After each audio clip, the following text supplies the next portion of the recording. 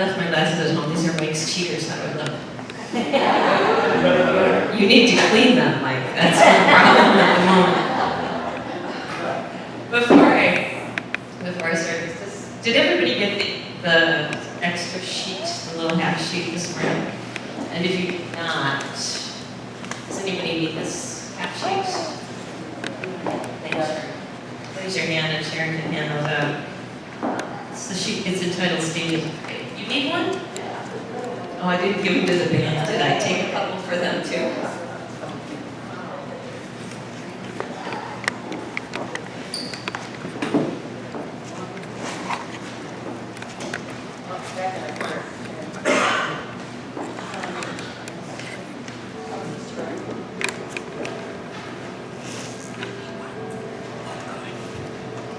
So as we're talking a little bit about our spiritual journeys and stages of faith this morning, I'd like to read an excerpt to you out of a book called Healthy Religion, A Psychological Guide to a Mature Faith.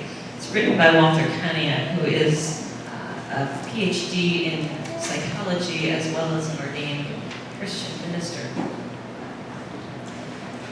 He says this: "It is in the religious attitudes, beliefs, and practices of adults that we are most apt to find the residue of childhood dynamics. Factors like shame, guilt, insecurity, dependency, need for approval, submission to authority, looking for external guidance, egocentricity, fear, magical thinking, and wish-fulfilling concepts and practices are all clear evidence of those childhood residues.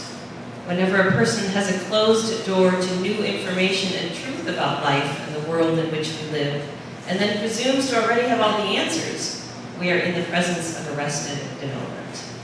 Relevant knowledge, information, and new experience must always continue to be integrated into one's life in order for one to achieve healthy and a positive religious maturity."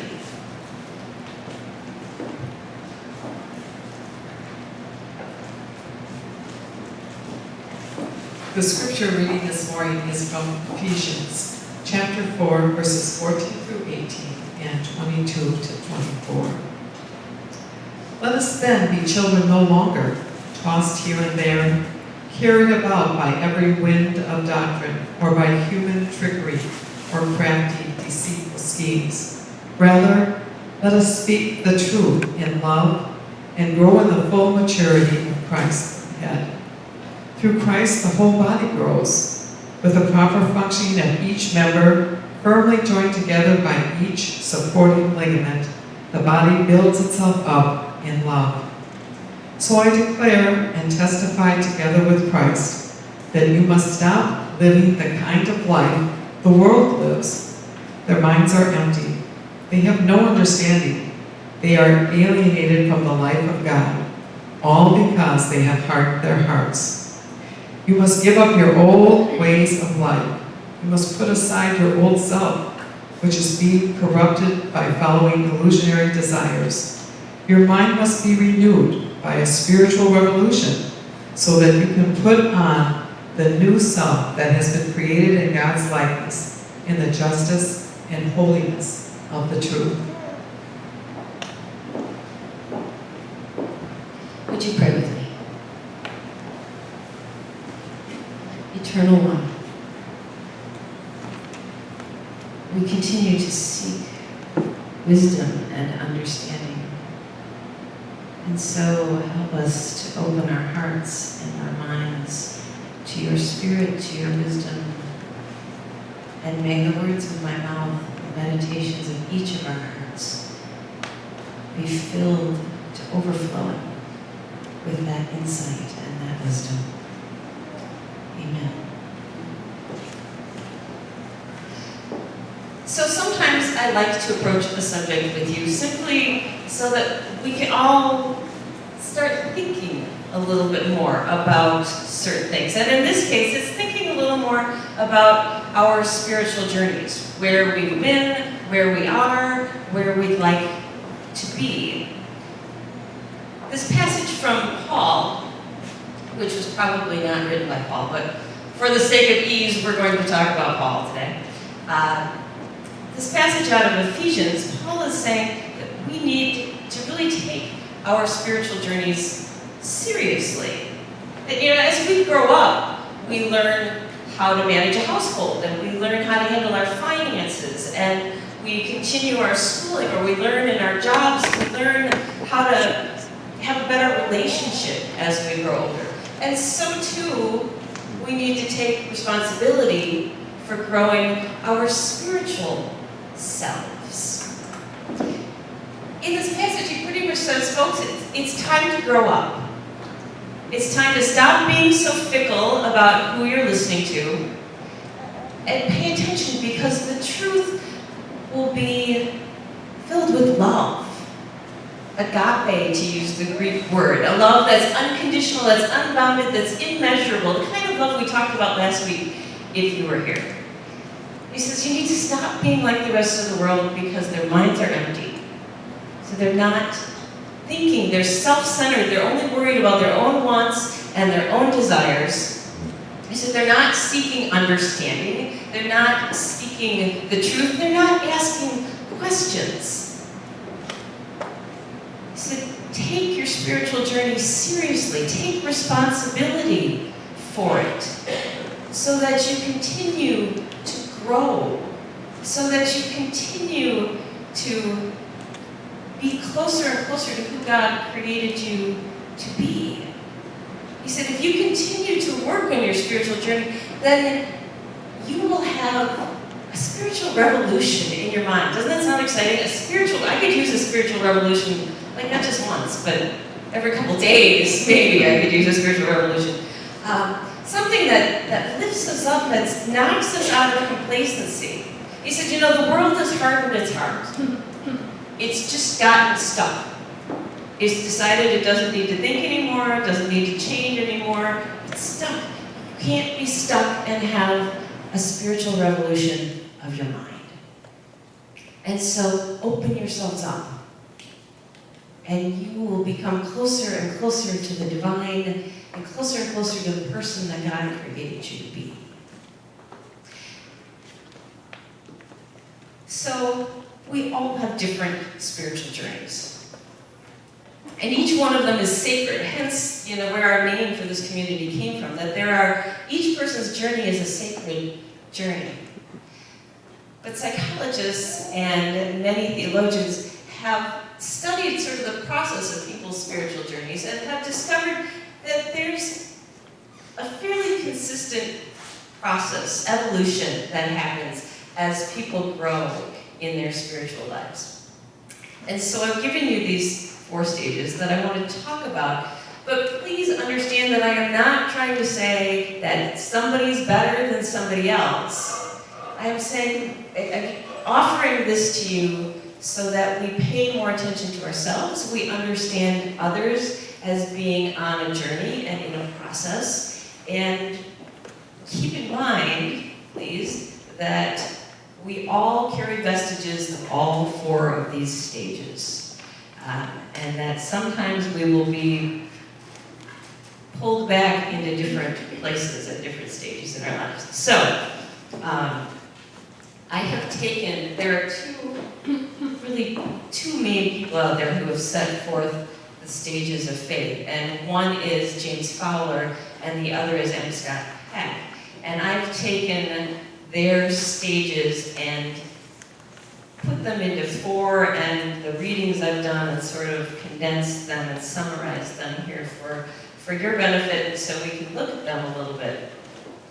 So the first stage is the self-centered, the mythical, the literal stage. It's really the stage of childhood, or though about 20% of adults tend to stay in this stage. I remember being a kid and being very self-centered.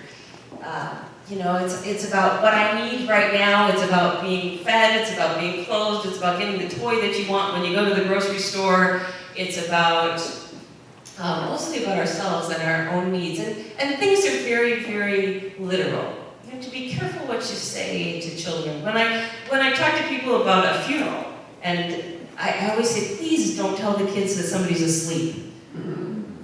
Because they're apt to take that literally. So that's, this phase where fantasy and reality get confused. And whatever stories they're told, whatever faith stories they're told, they're taken in very literal ways. For adults, that ends up being an underdeveloped or an undeveloped spirituality. There's also a deep tribalism in stage 1, by which I mean a deep need to belong. Which is not necessarily bad, but it can be a need to belong to the extent that everybody in your circle is right and everybody outside of your circle who is different is wrong. And so the 20% of adults who end up in this phase can either have a very humble, very simple, very dutiful piety about them, or they can become very angry, us versus them, fundamentalist type of person. Well, I'm giving you the numbers that they're sharing with us. I think some of what let's go to stage 2. Julie's suggesting that number is higher than 20%, but I think some of the people you might be thinking of are still in phase 2, which is your formal and institutional stage. I just can't decide if I need glasses or not this morning. Mostly because if I look up with these on, I get dizzy. So this may begin in teenage years, but there are a lot of people who stay in this stage for life as well. This is the stage where you really want somebody to give you the answer. And it's probably one of those vestiges for all of us that we really like at certain times in our life for somebody just to give you the answer. I don't want to do the work to figure it out. I don't understand why this is happening. I'm angry with God. I'm frustrated. Somebody just give me all the answers. And so for folks in stage 2, basically the institution or the church has become the answer giver. It's got everything figured out, and that can be a very comfortable place for people to stay. It tends to be very legalistic, very parochial, very dogmatic. So it's about, if I follow the rules, I will get to where I'm supposed to go. These doctrines have been given to me, this is what I'm going to believe. The creeds are very important. The prayers may be very important. And so as folks in stage 2 become very attached to those pieces, they can also become very upset if somebody threatens or wants to change those pieces. Like changing the Latin Mass to English back in the day.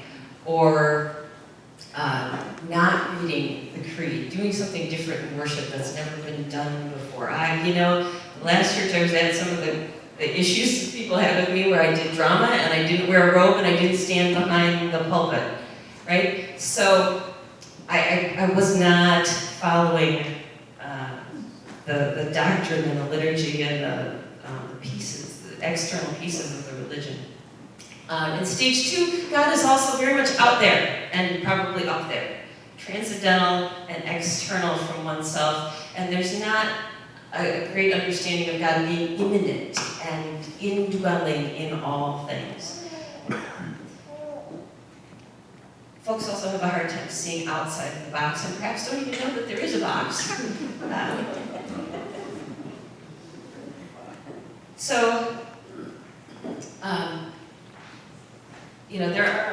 There are a lot of people who dwell in stage 2, and a classic example of this is one that I perhaps may have shared with you about when I was teaching understandings of religion at Carthage. And I actually used this book, Healthy Religions, for that class. One semester, one of my students, who was a non-traditional student, he was probably late 20s, he got the book and he started looking at it and he saw that it really is sort of harsh about fundamentalism. And he took that book and he went to my department chair and he said, "Do you know what she's teaching?" And of course he knew what I was teaching and he thought it was a pretty cool book. He's like, "Wow, that's a really neat way to teach that class." Of course he didn't say that to us. He said, sometimes we can learn a lot even from people we don't agree with and from reading things that we don't necessarily agree with. And he encouraged this young man to come and give class a shot. I think I saw him for one class and he never came back again. Just really couldn't handle anybody challenging some of the doctrine and things that he'd been been taught. So I think there are a number of people who get caught in this phase. I also think that churches tend to get stuck in this phase.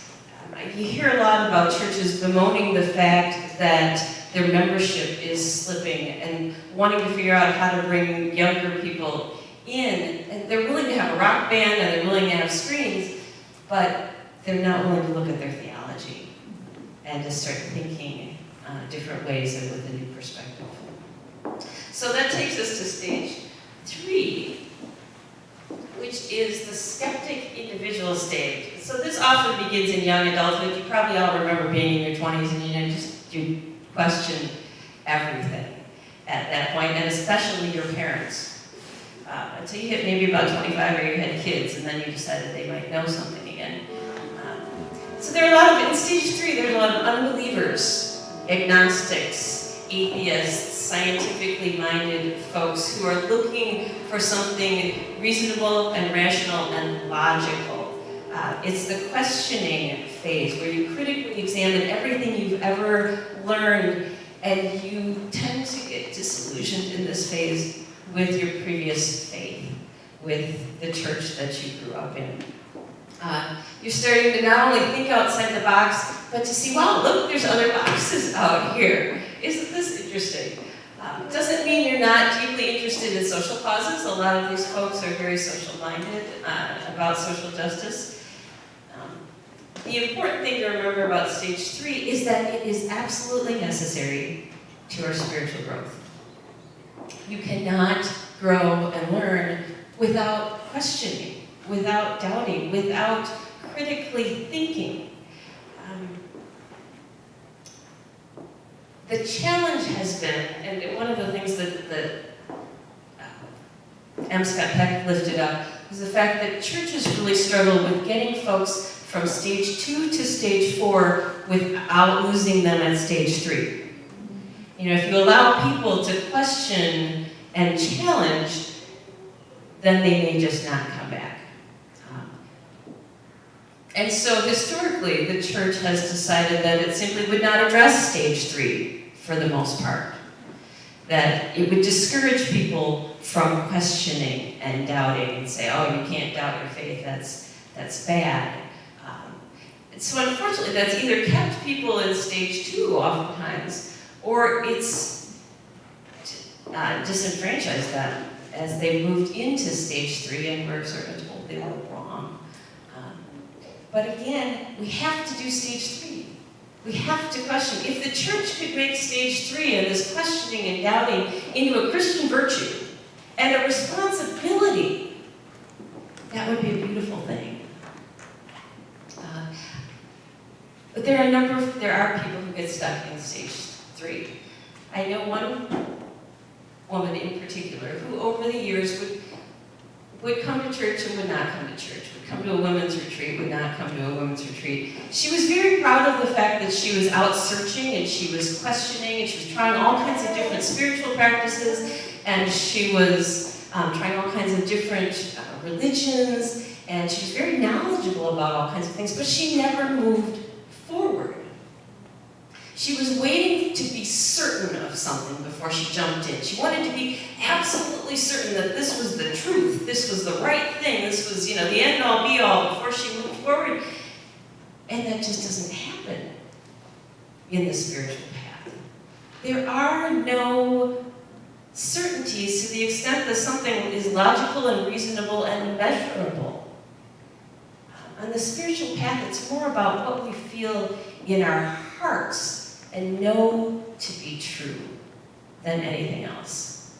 The key to getting from stage 3 to stage 4 is that this is sort of like putting the pieces of a puzzle together. So as you're on your spiritual journey, you're asking questions, and maybe you're finding answers, and you're going, oh, I can plug this in here and this in here. But the more questions you ask, the more answers you find, the more questions you have. And you realize that as you're putting this puzzle together, there are no edge pieces. Which has got to be, if you're a puzzle doer, that's that's where you start, right? I am certain that the puzzle is this big. But in the spiritual journey, there are no edge pieces to the puzzle.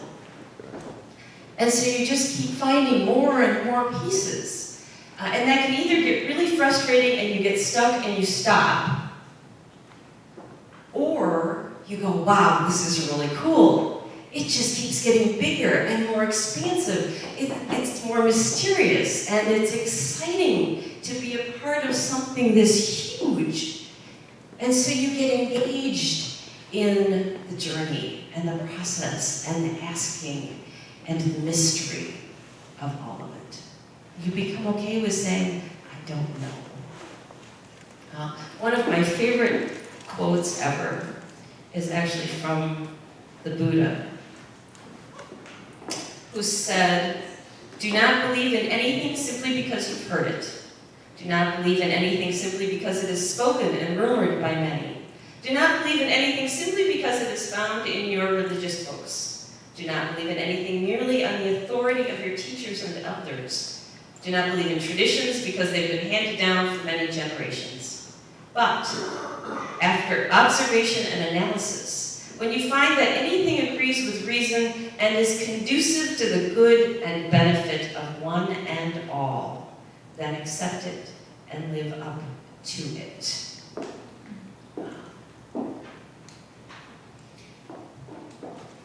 So stage 4 is the mystical communal stage. There are rarely people who hit this stage before midlife.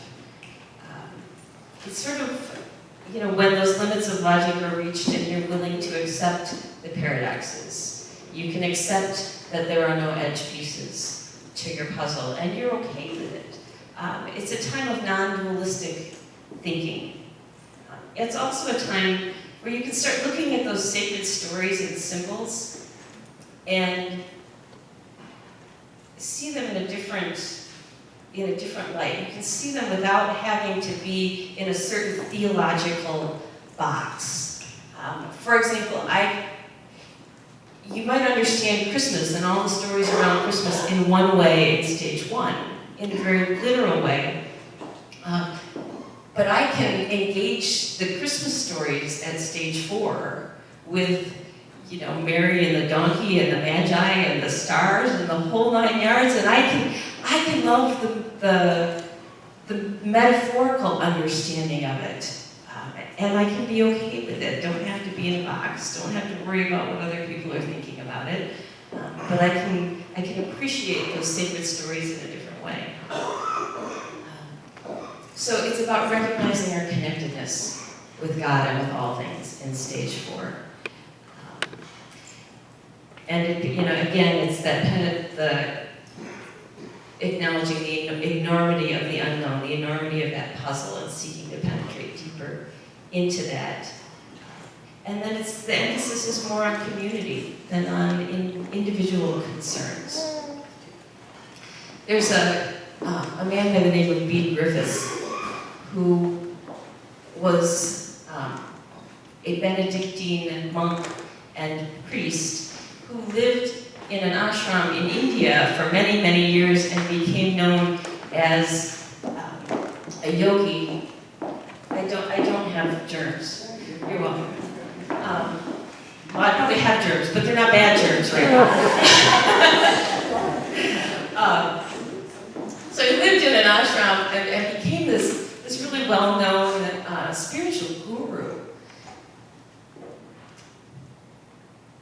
But when he was 86, he had the spiritual transformational event of his life. Now, mind you, he died at 87 then. But at 86, he was doing his morning meditation, and he experienced the divine as feminine for the first time. He talked about it. He'd spent his life talking about merging Eastern and Western philosophies and theologies and merging the concept of the masculine and feminine divine. But that had all just been in the realm of ideas. This was the first time that he mystically, experientially knew the divine as feminine. And it shook him to the very core of his being. And spiritually, it was feeling divine love. And he said he came out of that recognizing the insignificance of everything else. And a couple days later, he wrote to a nun friend of his in a monastery in Oklahoma, I believe. And he said to her, basically, that his ego was gone. It was shattered. He said he was completely free. All of the walls and the barriers had been completely broken down. So we find that even this person who was this great priest and monk and yogi that we would, put in stage 4, still had vestiges of ego that he was holding on to that needed to be let go of to continue to grow. Just because maybe we make it to stage 4 occasionally doesn't mean that we stop growing. It means that we continue to pay attention to those pieces that are left over that need to be let go, those pieces of ego that are not just our own personal ego, but for him it was the ego of Western culture and education and tradition that needed to be let go of. And so it continues, again, to be this ever-growing puzzle and mystery and just all-encompassing journey. So I offer all of this to you, for you to ponder, to look at yourselves. Where are you in your spiritual journey? Where have you been? Where do you want to go? Where do you see vestiges of different stages in your life? And how do you start to pay attention to them? Because it's really only in awareness of where we are and where we want to go, awareness and taking responsibility of our spiritual journey, that, as Scott Peck says, we can consciously work with God on this process of our spiritual journeys. Amen.